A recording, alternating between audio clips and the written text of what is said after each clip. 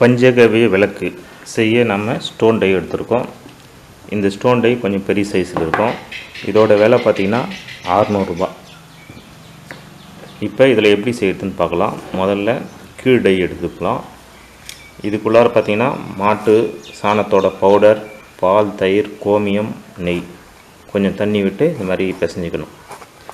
இப்போ முதல்ல மெல்லிய பேப்பர் ஒன்று எடுத்துக்கணும், பிளாஸ்டிக் பேப்பர். அதை ஸ்டோன் டை மேலே வச்சிடணும். வச்சுட்டு அதுக்கு மேலே இந்த மாட்டு சாண பொடி நம்ம செஞ்சு கலந்து வச்சுருக்கோம் இல்லைங்களா, அதோட பொடியை இந்த மாதிரி வச்சுக்கோங்க. வைக்கும்போது இந்த உள்ளே கொஞ்சம் இறக்குன மாதிரி வைங்க. இந்த மாதிரி வைக்கணும். ஃபில் பண்ணிக்கங்க. ஃபில் பண்ணிவிட்டு நடுவில் மட்டும் அழுத்தி விட்டுங்க இந்த மாதிரி.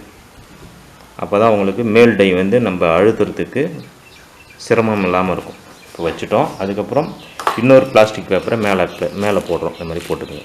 போட்டுட்டு இதில் பார்த்திங்கன்னா இந்த மூக்கு பக்கம் இருக்குது இல்லைங்களா, அது முன்னாடி வர மாதிரி இருக்கும். முன்னாடி உங்களுக்கு இந்த டைலியே கூட ஒரு கோடு போட்டிருக்கோம், அதை பார்த்து பண்ணிக்கலாம். வச்சுட்டோம். வச்சுட்டு நீங்கள் மேல் டை வச்சுட்டு இது மாதிரி லைட்டாக அழுத்திட்டு அப்படியே தலைகீழாக வச்சுக்கோங்க. வச்சுட்டு உள்ளங்கையால் நல்லா அழுத்துங்க. நீங்கள் இது செய்கிறதுக்கு நின்னபடி ஒரு டேபிள் இருந்தால் போதும். டேபிள் மேலே வச்சுட்டு நின்றுட்டு செஞ்சிங்கன்னா நல்லா உங்களுக்கு ப்ரெஸ்ஸிங் நல்லா கிடைக்கும்.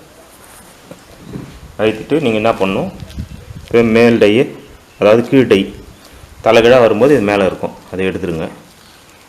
இப்போ மேலே இருக்கிற பிளாஸ்டிக் பேப்பர் இப்படி தூக்குனிங்கன்னா உங்களுக்கு விளக்கு தயாராகிடுச்சு. இப்போ பார்த்தீங்கன்னா தெரியும், நல்லா ஃபினிஷிங்காக இருக்கும். அப்படியே உருவி எடுக்கிறோம். அது பாருங்கள் வந்துடுச்சு.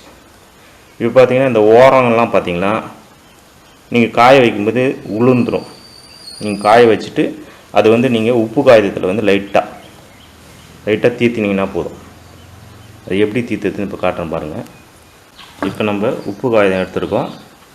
நம்ம ஏற்கனவே செஞ்ச விளக்கை காய வச்சுருக்கோம். இப்போ பார்த்திங்கன்னா அந்த பிசுறு தெரியுதுங்களா, இந்த பிசுரை இதில் லைட்டாக ஒரு 2 தீர்த்தினா போதும். அந்த ஓரம் போகிற அளவுக்கு தீர்த்துங்க. இப்போ பாருங்கள் ஃபினிஷிங் ஆகிடுச்சு. விளக்கு அழகாகவே இருக்கும். ரொம்ப அழுத்தி தீர்த்தக்கூடாது, லேசாக தீர்த்தினா போதுமா. அந்த பிசுறு போனாவே போதுமானது, அழகாகவே இருக்கும்.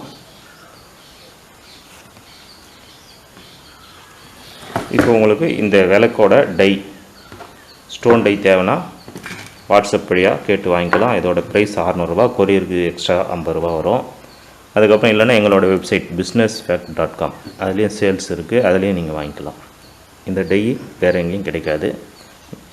வேணுன்றவங்க வாட்ஸ்அப் வழியாக கேட்டு, இல்லைனாக்கா நம்ம வெப்சைட் வழியாக ஆர்டர் போட்டு வாங்கிக்கலாம். நன்றி.